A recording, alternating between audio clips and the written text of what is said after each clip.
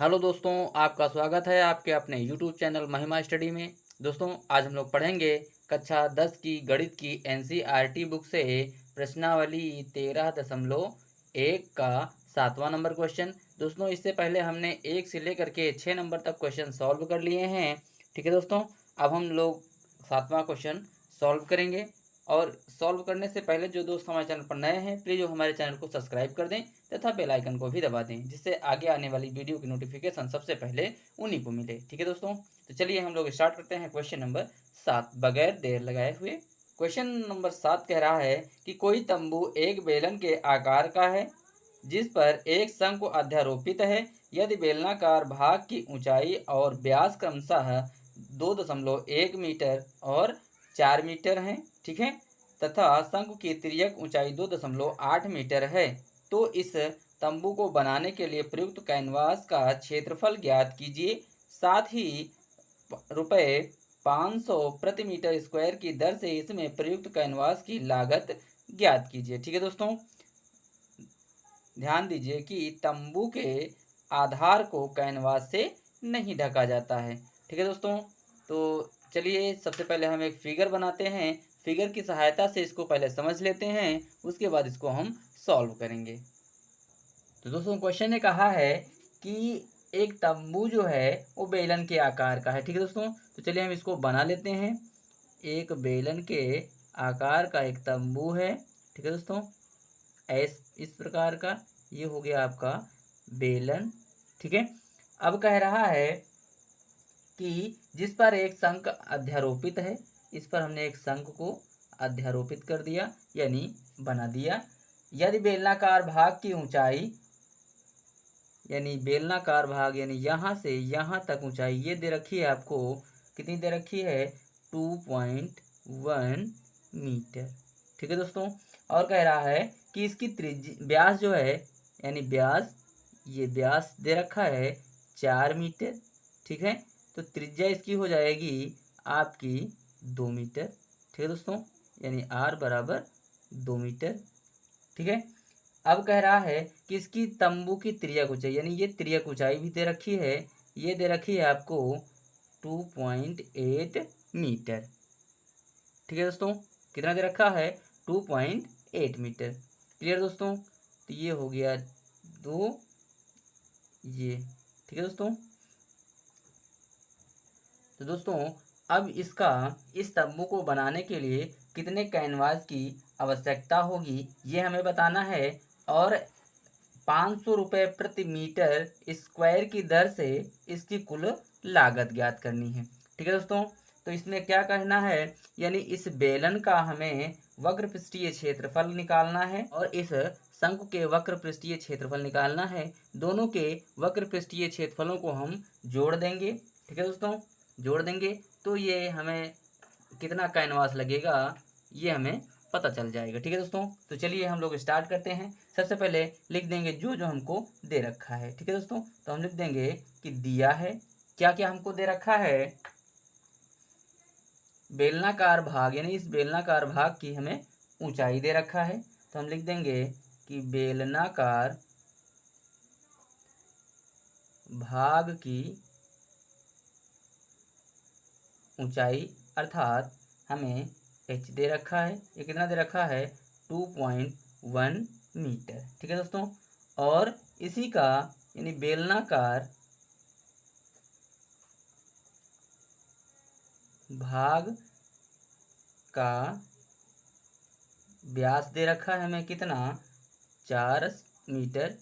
ठीक है दोस्तों, कितना दे रखा है 4 मीटर, तो इसकी त्रिज्या क्या हो जाएगी, त्रिज्या हो जाएगी 4/2 अर्थात 2 मीटर। आप लोग जानते हैं कि व्यास की त्रिज्या होती है आधी। ठीक है दोस्तों, तो ये व्यास की आधी त्रिज्या हो गई, और इसकी शंकु की तिर्यक ऊंचाई हमें दे रखा है, तिर्यक ऊंचाई अर्थात एल, ये कितना दे रखा है 2.8 मीटर। ठीक है दोस्तों, अब हमको इतनी चीज दे रखी है। क्लियर दोस्तों, अब हमको निकालना क्या है, कैनवास का क्षेत्रफल। ठीक है दोस्तों, कैनवास का क्षेत्रफल।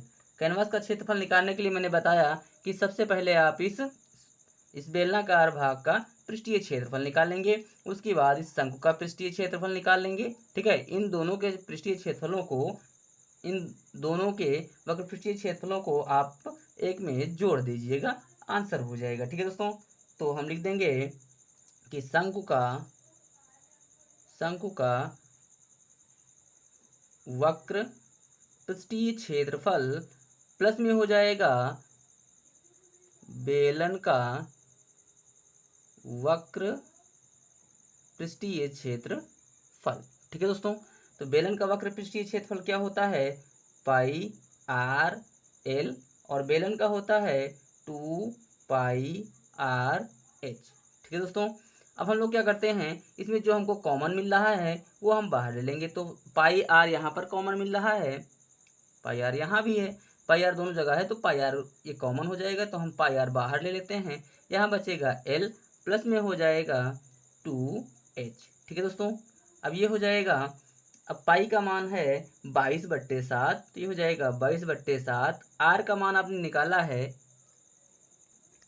22/7, आर का मान आपने निकाला है कितना, 2, और एल का मान दे रखा है 2.8, प्लस में 2 गुणे एच का मान है 2.1। ठीक है दोस्तों, अब इसको हम आगे सॉल्व कर लेते हैं, तो हो जाएगा 22/7 गुणे में 2, ये हो जाएगा 2.8, प्लस में 2 एकम 2 और 2 दूना 4, यानी 4.2 हो जाएगा। ठीक है दोस्तों, अब ये हो जाएगा 22/7 गुणे में 2, और गुणे में ये जुड़ जाएगा, 10 का 0 हाथ आएगा 1, 4 और 2 6, और 1 हाथ आया था 7। ठीक है दोस्तों, अब ये 7 और ये 7 दोनों हो जाएंगे कैंसिल, आपका आंसर आ जाएगा 22 गुणे 2, तो ये हो जाएगा 22 दूना 44 मीटर स्क्वायर। ठीक है दोस्तों, यानी इतना कैनवास 44 मीटर स्क्वायर कैनवास जो लगेगा वो इस तंबू को बनाने के लिए लगेगा। क्लियर दोस्तों, इस तंबू को बनाने के लिए 44 मीटर स्क्वायर कैनवास लगेगा। ठीक है दोस्तों, अब हम लोग क्या करते हैं, इसमें लागत भी बतानी है, यानी प्रति मीटर स्क्वायर का खर्च कितना है, 500 रुपये, तो यानी 1 मीटर स्क्वायर कैनवास का खर्च कितना है, 500 रुपये। तो इसलिए 44 मीटर स्क्वायर कैनवास का खर्च कितना होगा, 500 गुणे 44, यानी 5 को 20 का 0 हाथ आएगा 2, और 5 को 20 और 2 22, और ये 2 0, यानी कितना आएगा दोस्तों, 22,000 रुपये। क्लियर दोस्तों, कितना आएगा, 22,000 रुपये इसका खर्च आएगा, यानी कैनवास को लगवाने की जो लागत आएगी वो आएगी 22,000 रुपये। यही हो जाएगा दोस्तों इसका आंसर। आई होप ये क्वेश्चन आप लोगों की समझ में आ गया होगा। ठीक है दोस्तों, तो चलिए हम लोग बढ़ते हैं नेक्स्ट क्वेश्चन की ओर। हेलो दोस्तों, अगला क्वेश्चन नंबर 8 दे रखा है कि ऊंचाई 2.4 सेंटीमीटर और व्यास 1.4 सेंटीमीटर वाले एक ठोस बेलन में से इसी ऊंचाई और इसी व्यास वाला एक शंक्वाकार खोल काट लिया जाता है। ठीक है दोस्तों, शेष बचे ठोस का निकटतम वर्ग सेंटीमीटर तक पृष्ठीय क्षेत्रफल ज्ञात कीजिए। ठीक है दोस्तों, तो चलिए हम इसको फिगर की सहायता से समझ लेते हैं, उसके बाद इसको हम सॉल्व करते हैं। तो चलिए हम लोग फिगर बना लेते हैं। पहले एक बेलन है इसी प्रकार का। ठीक है दोस्तों, ये हो गया इसका बेलन।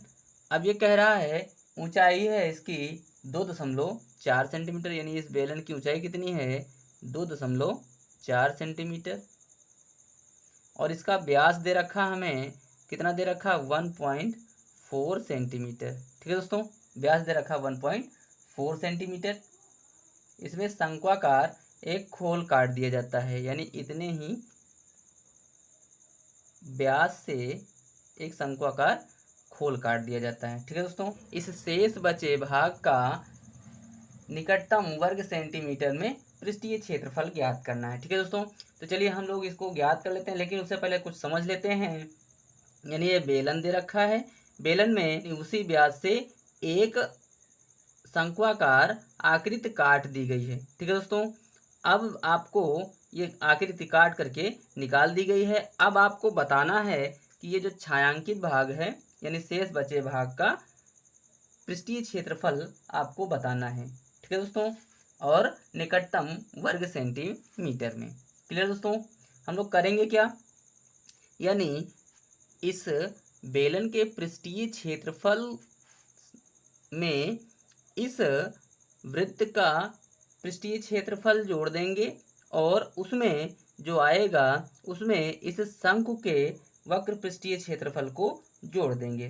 ठीक है दोस्तों, ये तीनों योग, जब तीनों का ये योग हो जाएगा वही हो जाएगा इसका शेष बचा भाग। ठीक है दोस्तों, तो चलिए हम लोग इसको सॉल्व कर लेते हैं। सबसे पहले हम लिख लेंगे जो जो हमको दे रखा है, तो हम लिखेंगे दिया है।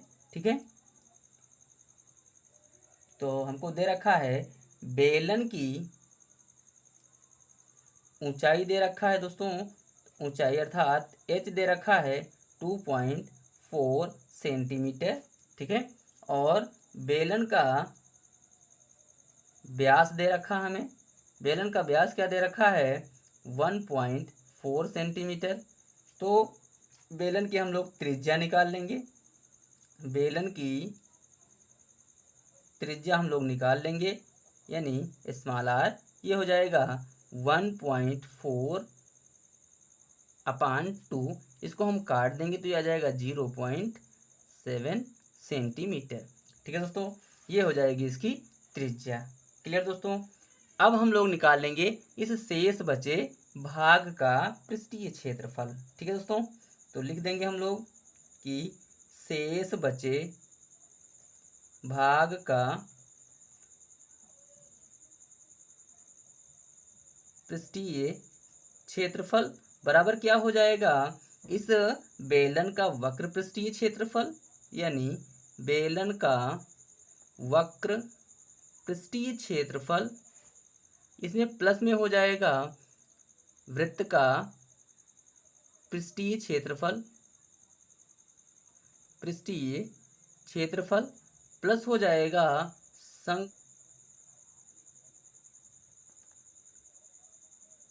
वक्र पृष्ठीय क्षेत्रफल। ठीक है दोस्तों, बेलन का वक्र पृष्ठीय क्षेत्रफल प्लस वृत्त का पृष्ठीय क्षेत्रफल प्लस शंकु का वक्र पृष्ठीय क्षेत्रफल। ठीक है, तो ये बेलन का वक्र पृष्ठीय क्षेत्रफल क्या होता है 2πr/h प्लस में। ठीक है दोस्तों, तो प्लस कर देंगे वृत्त का वक्र पृष्ठीय क्षेत्रफल, ये क्या होता है πr²। ठीक है दोस्तों, πr² प्लस में हो जाएगा शंकु का वक्र पृष्ठीय क्षेत्रफल πr/l।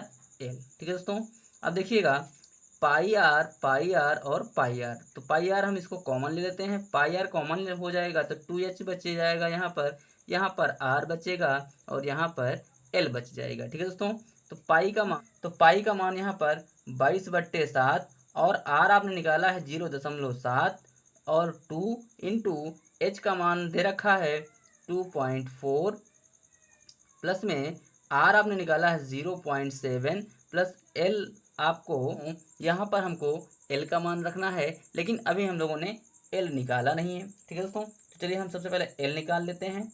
l क्या होता है h का स्क्वायर प्लस r का स्क्वायर। ठीक है दोस्तों, l का स्क्वायर प्लस r का स्क्वायर, l बराबर हो जाएगा h कितना दे रखा है दोस्तों 2.4 का वर्ग हो जाएगा प्लस में r आपको दे रखा है 0.7 का वर्ग हो जाएगा। ठीक है दोस्तों, अब ये अगर इसका हम मल्टीपल करेंगे तो ये आएगा 5.76 प्लस में इसका अगर हम मल्टीपल करेंगे तो ये आएगा 0.49। ठीक है दोस्तों, अब ये हो जाएगा, इसको हम ऐड कर देंगे तो ये आएगा 6.25। ठीक है दोस्तों, अब l बराबर हो जाएगा 2.5। ठीक है दोस्तों, आपका एल कितना आ गया 2.5। ठीक है, अब हम यहाँ पर रख देंगे 2.5। क्लियर दोस्तों। अब हम लोग क्या करेंगे, देखते हैं 7 से 7 कट जाएगा। ठीक है, तो यहाँ 2 मल्टीपल हो जाएगा 0.1, यानी ये 0.1 टाइम्स आएगा। ठीक है, अब इसका मल्टीपल करेंगे हम लोग, तो इसका मल्टीपल हो जाएगा 4 दूनी 8 पॉइंट 2 दूना 4। ठीक है दोस्तों, यानी ये हो जाएगा 4.8। क्लियर दोस्तों, प्लस में 0.7 प्लस में 2.5। क्लियर दोस्तों, अब इसका हम मल्टीपल करा देंगे तो ये हो जाएगा 2.2। ठीक है, इसको ऐड कर देंगे, मल्टीपल कराएंगे, इसका जब मल्टीपल होगा तो 2.2 हो जाएगा। मल्टीपल में है इसका 8 5 13, 13 और 7 20 का 0 हाथ आएगा 1, 4 2 6, 6 और 2 8, ये एक अंक के बाद दशमलव लगा हुआ, एक अंक के बाद यहाँ पर दशमलव लग जाएगा। ठीक है दोस्तों, अब हम इसका मल्टीपल 8 दूनी 16 के 6 हाथ आएगा 1, 8 दूनी 16 और 1 17, एक अंक के बाद दशमलव लगा है, एक अंक के बाद दशमलव लग जाएगा, ये हो जाएगा सेंटीमीटर स्क्वायर। ठीक है दोस्तों, आई होप ये क्वेश्चन भी आप लोगों की समझ में आ गया होगा। ठीक है दोस्तों, तो चलिए हम लोग बढ़ते हैं नेक्स्ट क्वेश्चन की ओर। दोस्तों अगला क्वेश्चन नंबर 9 दे रखा है, लकड़ी के एक ठोस बेलन के प्रत्येक सिरे पर एक अर्धगोला खोदकर निकालते हुए एक वस्तु बनाई गई है, जैसा कि आकृति 13.11 में दर्शाया गया है। यदि बेलन की ऊंचाई 10 सेंटीमीटर है और आधार की त्रिज्या 3.5 सेंटीमीटर है, तो इस वस्तु का संपूर्ण पृष्ठीय क्षेत्रफल ज्ञात कीजिए। ठीक है दोस्तों, जैसा कि आप लोगों को आकृति में दिखाई दे रहा होगा। ठीक है दोस्तों, तो चलिए हम इसको भी सॉल्व कर लेते हैं। सबसे पहले हम लोग फिगर बना लेते हैं। ठीक है दोस्तों, तो फिगर आपका बना हुआ है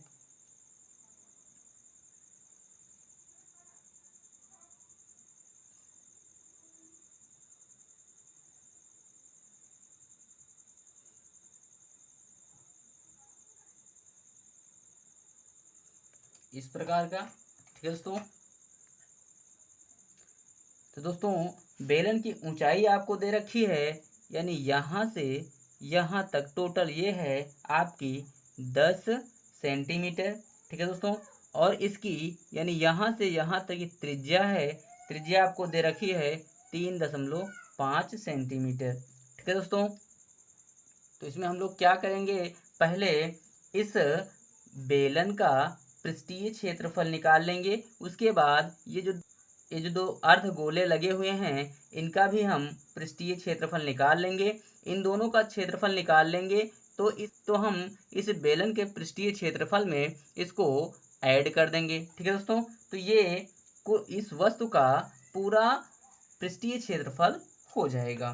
ठीक है दोस्तों, क्लियर, समझ में आ गया होगा। ठीक है दोस्तों, तो चलिए हम लोग लिख लेते हैं सबसे पहले, यानी हमको जो दे रखा है, यानी दिया है क्या दे रखा है, बेलन की कुल ऊंचाई दे रखी है। ठीक है, तो बेलन की कुल ऊंचाई दे रखी है कितना, यानी 10 सेंटीमीटर। क्लियर दोस्तों, और बेलन की त्रिज्या हमें दे रखी है, बेलन की त्रिज्या यानी r बराबर 3.5 सेंटीमीटर। ठीक है दोस्तों, अब हम लोग क्या करेंगे, इस वस्तु का पृष्ठीय क्षेत्रफल निकालना है, यानी इस वस्तु का संपूर्ण पृष्ठीय क्षेत्रफल निकालना है। ठीक है दोस्तों, तो चलिए हम लोग लिख देंगे कि वस्तु